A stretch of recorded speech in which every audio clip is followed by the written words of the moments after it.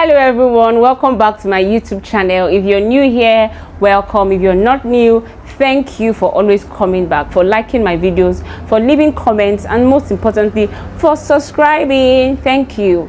So today I'll be talking on an important issue that I've always talked about on my WhatsApp status and even on my Facebook page. So I decided to do an elaborate video explaining in details why these things happen and what is this thing.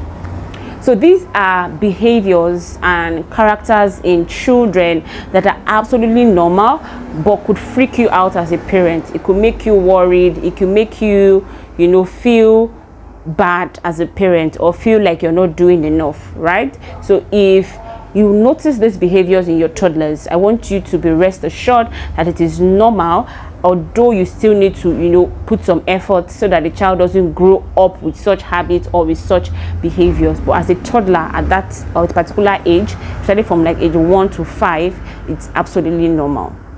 Okay, and so what's the first thing?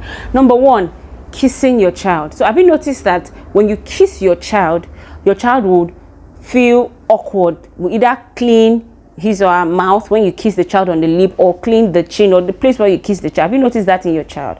So if you've noticed that, it's absolutely normal. So at that period, the child is becoming socially aware. The child is becoming conscious of his or her body or his or her environment, and the child finds kissing awkward. So if you're a parent that you want your child to kiss you in the morning when the child wakes up, oh, good morning mommy, good morning daddy, or when the child is going out, or in the night before going to bed, don't give up.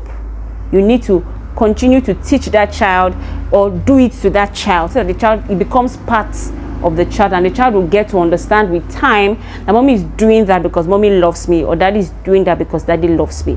So if currently your 1-year-old child, 2-year-old child, or 3-year-old child would make this awful noise when you try to kiss the child, trust me, your mouth is not smelling. The child is just getting conscious of his or her body and is finding that act awkward.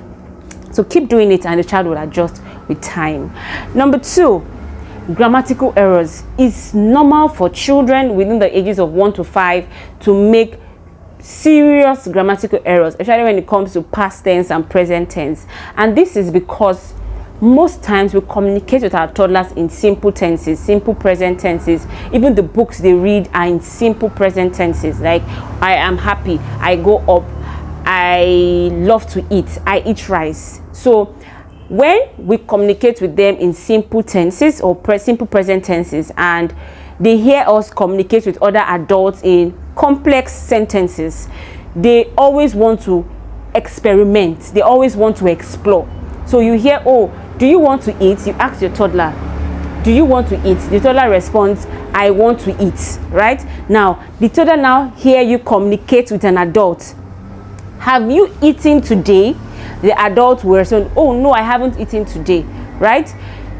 The next time you ask that child the question, that same question, the child may most likely want to experiment with that eating, that word, right? Because they've heard you use it before. So it's absolutely normal for them to make grammatical errors, especially when it comes to tenses, because they are trying to experiment what they say with what they've heard. So they will mix it up and they will make serious errors. So I've heard you then say a lot of things like, oh, the plate breaked, I have not ate, things like that. They're absolutely normal. So what can you do?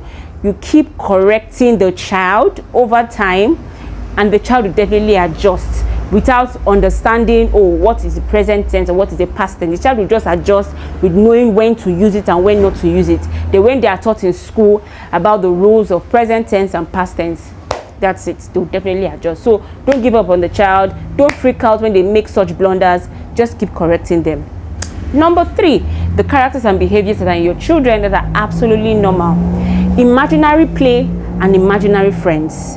So your children will talk to themselves. They'll be acting drama. They will be talking alone. So it's absolutely normal. They are building their creativity, their imaginary skills and their creative skills.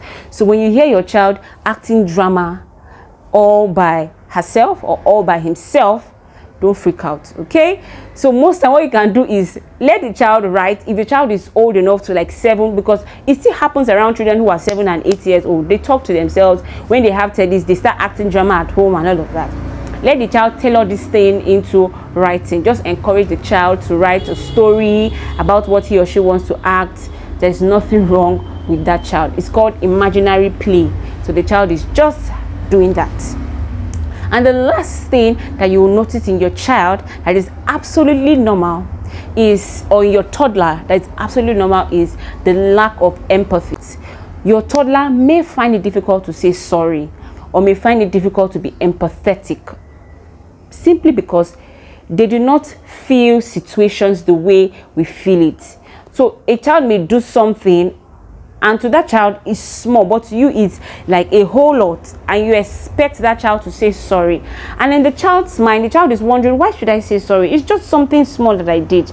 That's actually how they feel. So don't freak out. All you need to do is keep encouraging the child to apologize, to say sorry. Let the child know that what you've done is wrong and you should apologize. If not, you make the other person feel hurt. In some children, they just want to be naughty.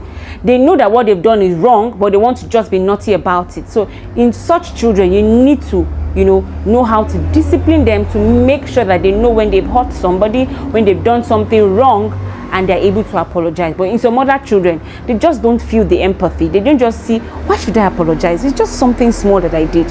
So let them know, either small or big, they need to apologize when they hurt another person. So I hope you've learned from this video, and if you're a parent and you're a guardian and you notice all of these things in your toddler and your child, don't freak out. It's absolutely normal. You just watch and guide them appropriately. I'll see you in my next video. Thank you so much for watching. If you enjoyed this video, please do not forget to like, share, leave a comment, and most importantly, subscribe. Bye.